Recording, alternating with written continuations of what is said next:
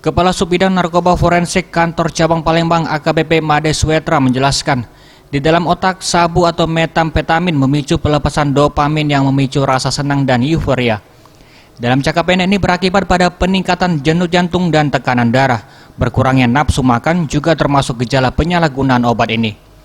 Kerusakan otak bisa terjadi dalam pemakaian jangka panjang, selain itu dapat menstimulus otak dan meningkatkan stamina. Efek lainnya dari konsumsi dua narkotika ini ialah pengguna akan seringkali merasa cemas, bingung, khawatir, paranoid, berhalusinasi, kesulitan untuk tidur dan mengalami perubahan suasana hati. Pada tingkat yang lebih parah, penggunanya dapat lepas kontrol sehingga berperilaku kasar dan mengutamakan tindak kekerasan.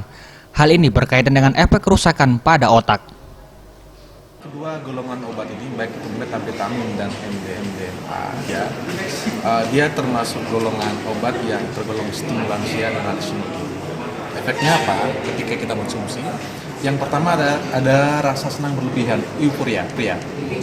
Jadi ketika kita mengkonsumsi barang dimaksud, akan memberikan efek happy, senang bagi pengkonsumsinya. Jadi perasaan senang yang berlebihan, euforia istilahnya. Kemudian ada efek stimulansia. Jadi ketika kita mengkonsumsi obat ini, maka sistem saraf pusat kita akan distimulus, didorong sehingga benar-benar aktif. Stimulansia sehingga efeknya mungkin meningkatkan stamina dan sebagainya. Kemudian ada halusinasi halusinogen. Dan ketika kita mengkonsumsi obat ini atau senyawa MDMA, karena ada efek halusinasi, cenderung bagi barang siapa yang mengkonsumsi akan menimbulkan efek halusinasi. Tim Liputan Sriwijaya TV.